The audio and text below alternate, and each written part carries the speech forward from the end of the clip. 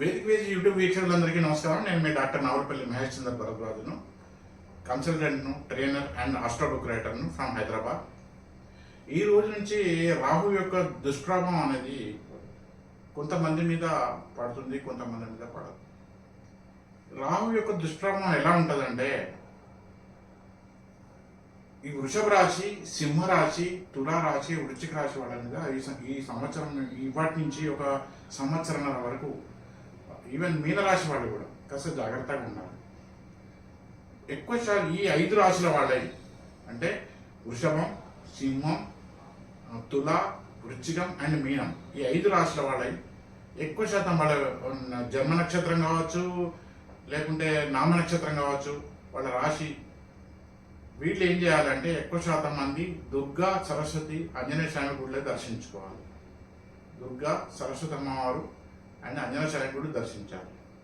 రాహు యొక్క దుష్ప్రభావం ఎలా ఉంటుందంటే, ఈ మొబైల్ ఫోన్స్, ల్యాప్టాప్స్, ట్యాబ్స్, ఇవి ఎక్కువ శాతం పోయి ఆస్కారం ఎక్కువ ఉంటుంది వీళ్ళకి, ఈ 5 రాష్ట్రాల వాళ్ళకి.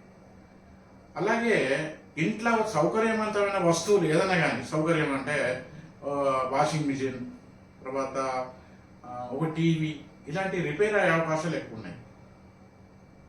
చాలామంది ఎవరెవరు ఏదేదో చెప్తుంటారు. నేను చెప్పేది సంఖ్యాశాస్త్ర ప్రకారం చెప్తున్నాను. మీరు నమ్మచ్చు, నమ్మకపోవచ్చు, అది ఎవరి వాళ్ళ వ్యక్తిగత ఇష్టం.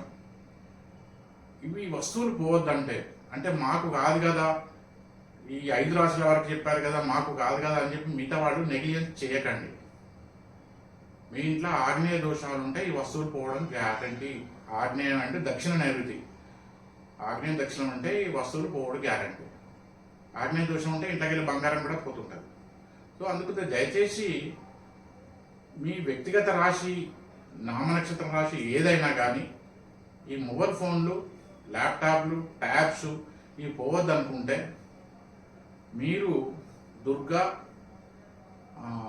ఆంజనేయ స్వామి అండ్ సరస్వతి అమ్మవారు, ఈ 3 గుళ్ళు దర్శిస్తే అది చాలా వరకు మిమ్మల్ని రక్షిస్తుంది. ఉంటాను. దయచేసి నా అభిప్రాయం నచ్చిన వాళ్ళు మీ తోటి వాళ్ళకు కూడా ఈ విషయాన్ని ముందు జాగ్రత్తలు చెప్తారని ఆశిస్తాను. నా అభిప్రాయం నచ్చిన వారికి నా వేదిక యూట్యూబ్ ఛానల్ సబ్స్క్రైబ్ చేసి ప్రోత్సహించవలసిగా కోరుతున్నాను. నమస్కారం.